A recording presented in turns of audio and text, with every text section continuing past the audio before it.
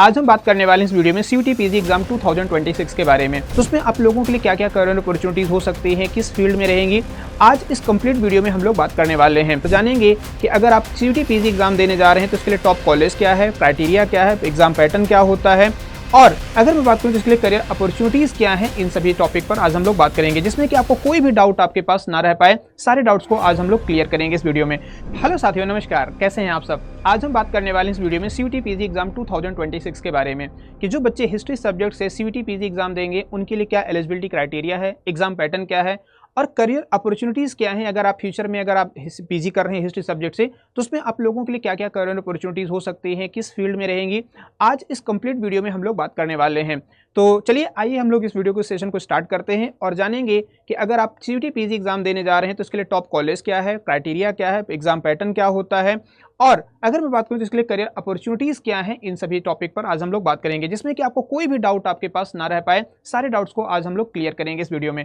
ठीक है। तो सबसे पहले अगर हम बात करें कि जो सीयूटी पीजी जो 2026 का एग्जाम है, आप देखेंगे कि ये मार्च मंथ में होगा, ठीक है। ये एग्जाम जो होता है ये मार्च मंथ में होगा और ये जो पेपर कोड इसके लिए चूज करना पड़ता है, यानी कि अगर आप सीयूटी पीजी आप हिस्ट्री सब्जेक्ट से देने जा रहे हैं तो हिस्ट्री के लिए आपको कौन सा पेपर कोड चूज करना पड़ेगा, HUKP 09। आप HUKP 09 से आप अपना सीयूटी पीजी एग्जाम के लिए पेपर कोड चूज करेंगे और इसी पेपर के थ्रू आप एग्जाम देंगे सीयूटी पीजी का, ठीक है, जो कि NTA के द्वारा कंडक्ट करवाया जाता है। एग्जाम पैटर्न के बारे में बात करें कि जो सीयूटी पीजी का जो एग्जाम पैटर्न होता है वो किस टाइप का होता है, उसमें नंबर ऑफ क्वेश्चंस क्या है, उनकी लैंग्वेज क्या है, ठीक है, और टोटल मार्क्स कितने होते हैं, क्या नेगेटिव मार्किंग का प्रोविजन है। तो अगर आप इसमें देखेंगे कि जो आपका एग्जाम पैटर्न है कंप्यूटर बेस्ड आपका पेपर होता है, ठीक है, यानी कि ऑनलाइन मोड में आपका पेपर होगा, साल में एक बार ये पेपर कंडक्ट करवाया जाता है, ठीक है, और इसमें जो लैंग्वेज होती है बायलिंगुअल मोड में होता है, यानी कि हिंदी और इंग्लिश दोनों मोड में ये पेपर कंडक्ट करवाया जाता है।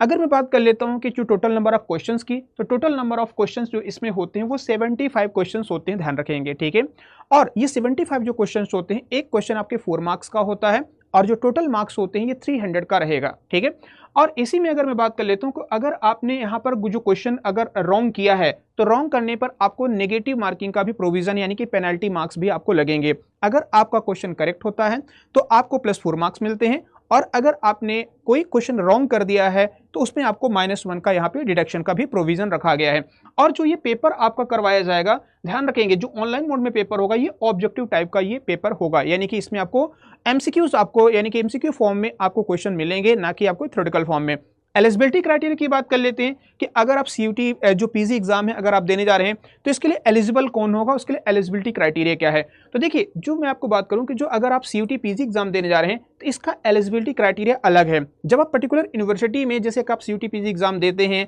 और आप सीयूटी पीजी एग्जाम का स्कोर कार्ड आता है, इसके बाद जो हमारी डिफरेंट यूनिवर्सिटीज़ हैं, जब वो एडमिशन जो निकालते हैं, एडमिशन के लिए जो फॉर्म अपना कह सकते हैं कि ऑनलाइन फॉर्म जो है वो ओपन करती हैं, उसमें आप अपना फॉर्म फिल करते हैं, तो इसमें अगर आप देखेंगे तो उनकी क्राइटेरिया अलग अलग हैं। तो यूनिवर्सिटी का क्राइटेरिया अलग है और सीयूटी का जो पीजी एग्जाम कंडक्ट करवाया जाता है उसका एलिजिबिलिटी क्राइटेरिया अलग है, ठीक है। तो अगर आपकी जो ड्रीम यूनिवर्सिटी है जिसमें कि आप जाना चाहते हैं, आप उसका एलिजिबिलिटी क्राइटेरिया जरूर एक बार अपने तरीके से चेक कर लीजिए, ठीक है। तो आप देखेंगे कि एनी ग्रेजुएट, कोई भी ग्रेजुएट है, आप इसमें एलिजिबल है आपके पेपर देने के लिए, ठीक है, ध्यान रखेंगे। दूसरा, मिनिमम मार्क्स की बात कर लेते हैं तो ये वेरीज बाय यूनिवर्सिटीज। मैंने बताया ना कि यहाँ पे यूनिवर्सिटीज टू यूनिवर्सिटी क्या है, यहाँ पे हर यूनिवर्सिटी का अपना अपना एक अलग क्राइटेरिया होता है, जिसमें कि आप उनके अकॉर्डिंग जो भी उन्होंने क्राइटेरिया फिक्स कर रखा है उसके लिए फिर आप एलिजिबल होंगे, क्लियर। बाकी जो रिलैक्सेशन मिलता है यहाँ पर OBC, SC, ST और PWD, इनके लिए रिलैक्सेशन का भी प्रोविजन है, क्लियर। तो आप देखेंगे कि यहाँ पर याद रखेंगे कि 4 मार्क्स आपको अगर आप करेक्ट करेंगे तो 4 मार्क्स आपको मिलेगा, एक क्वेश्चन जो रहता है वो 4 मार्क्स का रहेगा और -1 का यहाँ पर क्या रहेगा, डिडक्शन भी रहने वाला है। आगे बढ़ेंगे यहाँ पर कि नंबर ऑफ स्टूडेंट की बात कर लेते हैं कि जो सीयूटी पीजी एग्जाम में प्रीवियस ईयर में कितने नंबर ऑफ स्टूडेंट अपीयर हुए थे। तो आप देखेंगे कि 2023 की बात करें तो यहाँ पे 27,000 के लगभग स्टूडेंट्स ने अपना रजिस्ट्रेशन करवाया था, जिसमें कि 18,381 स्टूडेंट्स ने इस पेपर को मतलब के पेपर में अपीयर हुए थे। साथ में अगर बात करें 2024 में तो 23,885 स्टूडेंट्स जो रहे हैं उन्होंने इस कब में रजिस्ट्रेशन करवाया था,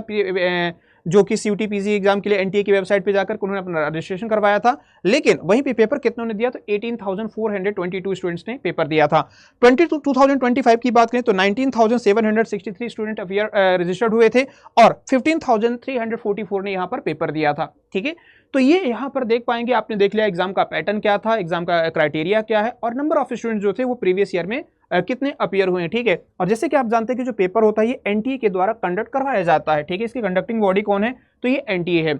कट ऑफ की बात कर लेते हैं कि कट ऑफ क्या रह सकती है, एक जो एक्सपेक्टेड कट ऑफ होती है वो क्या है, किस कॉलेज के लिए कितने मार्क्स आपको मिनिमम चाहिए जिसके बेसिस पर आपको एडमिशन मिल पाएगा, ठीक है। जिसमें कि आपकी जो ड्रीम कॉलेज है, जो टॉप यूनिवर्सिटीज हैं, उनमें आपको एडमिशन मिल पाएगा। तो आप यहाँ पे देखेंगे जो हिस्ट्री सब्जेक्ट का जो एक एक्सपेक्टेड कट ऑफ के बारे में बात कर लेते हैं, जो मैं आप लोगों को बता रहा हूँ कि क्या रहने वाला है नेक्स्ट ईयर तक में, ठीक है। जैसे इस बार भी मैंने कई सारे हम लोगों ने जो प्रोडक्शन किए थे बिल्कुल वो बहुत ही एक्यूरेट रहे हैं हर सब्जेक्ट के जो हमारे सब्जेक्ट्स हैं अलग अलग, ठीक है। तो देखेंगे डीयू में अगर आपको चाहिए तो अनरिजर्व में हिस्ट्री पर अगर देखा जाए तो 180 प्लस। और एक चीज मैं और बता दूं, ये जरूरी नहीं कि 180 ही रहने वाला है, ये तो मैं एक एक्सपेक्टेड बता रहा हूं कि इतने मिनिमम मार्क्स आपको रिक्वायर्ड होंगे, मतलब कि इनकी रिक्वायरमेंट होगी कि आप अपने डीयू में एडमिशन ले पाए, जो कि डीयू के जैसे कि डिपार्टमेंट ऑफ हिस्ट्री है या फिर जो और भी डीयू के अलग अलग कॉलेजेस हैं, ठीक है। तो आप देखेंगे, देखो कई बार क्या होता है पेपर के पैटर्न पर भी कि एग्जाम पैटर्न कैसा है, एग्जाम का लेवल कैसा है, ठीक है, वो इजी है, टफ है, मॉडरेट है, उसके बेसिस पर भी कट ऑफ क्या होती है, वेरी करती है, अप एंड डाउन होते रहते हैं। दूसरी चीज की बात कर लेते हूं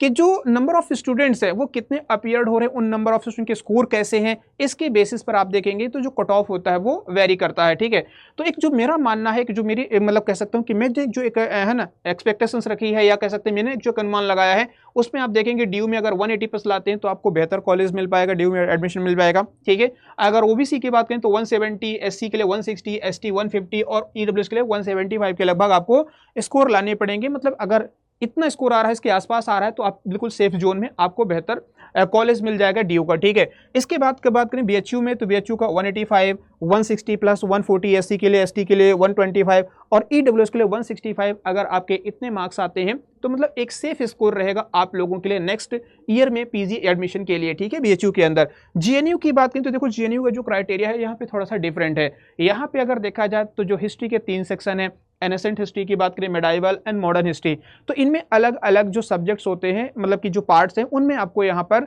एडमिशन मिलता है। तो इसमें आप देख पाएंगे अनरिजर्व के लिए अप्रॉक्सीमेट अगर आप देखेंगे 65 के लगभग, मेडाइवल की बात करें 69.66 यानी कि 70 के लगभग, और अगर देखा मॉडर्न हिस्ट्री में तो 73 के लगभग अगर आपके इतने स्कोर आते हैं। इसका क्राइटेरिया थोड़ा सा अलग होता है इस कैलकुलेशन का, वो हम फिर आगे इसमें अलग से वीडियो बनाएंगे, उसमें बताएंगे आपको कि क्या क्राइटेरिया रहता है इसका कैलकुलेशन का, ठीक है। तो इसके लगभग अगर आप बात करें अगर आ रहा है एडमिशन तो आपको जीएनयू में एडमिशन मिल पाएगा। जैसे हम बात करें बाबा साहब भीमराव अंबेडकर यूनिवर्सिटी जो कि लखनऊ की बात करें तो यहाँ पर भी आप देखेंगे कि अगर 175 मैक्सिमम स्कोर गया था प्रीवियस ईयर के, थोड़ा जो मैंने एनालिसिस किया था उसके बेसिस पर जो हमने कट ऑफ निकाला है, और ओबीसी का 196, एससी का 133 और एसटी का 19 to 100 और एडब्ल्यूएस का 30 to 170। अदरवाइज बाकी और भी यूनिवर्सिटीज़ हैं, जैसे आप एडमिशन लेना चाहते हैं, सेंट्रल यूनिवर्सिटी जम्मू है, हिमाचल प्रदेश है, हरियाणा, राजस्थान, मध्य प्रदेश की हरिसिंगौर, ठीक है, और बात कर लेते हैं बिहार, तो ऐसी कई सारी यूनिवर्सिटीज़ आ जाती हैं जहां पर अगर आपको एडमिशन लेना है तो उनके लिए उनका जो कट ऑफ होता है वो वेरी करता है, ठीक है, वो वेरी करता है क्योंकि कई राउंड में कट ऑफ जो होती है वो रिलीज़ की जाती है, ठीक है, जो काउंसलिंग लिस्ट होती है या कट ऑफ लिस्ट रिलीज़ की जाती है, तो उसमें फिर ये कट ऑफ क्या हो सकती है, वेरी कर सकती है। लेकिन अगर आप चाहते हैं कि फर्स्ट राउंड में ही अगर आपका एडमिशन हो जाए पीजी जो पीजी करने जा रहे हैं, जो आपकी अपनी ड्रीम यूनिवर्सिटीज़ है, तो उनके लिए आपको ये कम से कम इतने स्कोर लाने पड़ेंगे जिसके बेसिस पर आप सेफ रहेंगे, ठीक है। आइए आगे चलेंगे, देखेंगे अब जाने कि यहाँ पर कौन सी टॉप सेंट्रल यूनिवर्सिटीज़ हैं, ठीक है। जो टॉप सेंट्रल यूनिवर्सिटीज़ की बात कर लेते हैं, इसमें कुछ हमने शामिल की है, तो और भी कुछ यूनिवर्सिटी ऐसी हैं जो कि बहुत अच्छे लेवल पे हैं, वहाँ पर काफ़ी डिमांडिंग है वो यूनिवर्सिटी, ठीक है। तो जो टॉप सेंट्रल यूनिवर्सिटीज़ की बात कर ले तो सबसे पहले हम देखेंगे यहाँ पर क्या आ जाता है, जैसे डीयू की बात कर लेते हैं, मैक्सिमम बच्चों की जो कह सकते हैं कि हिस्ट्री सब्जेक्ट को लेकर के होता है तो जेएनयू या फिर डीयू का ही रहता है, ठीक है, कि मुझे जेयू या डीएनयू या डीयू, जेएनयू या फिर बीएचयू, ये टॉप 3 की बात कर लेते हैं। इनका ये तीनों जो है ना, ये बिल्कुल कह सकते हैं कि इक्विवेलेंट है, जब जिसमें कि स्टूडेंट्स ये चाहते हैं कि मुझे कहाँ जाना है, मुझे जेएनयू जाना है, तो सबसे पहली प्रायोरिटी की अगर बात कर लूँ, इस बार का जो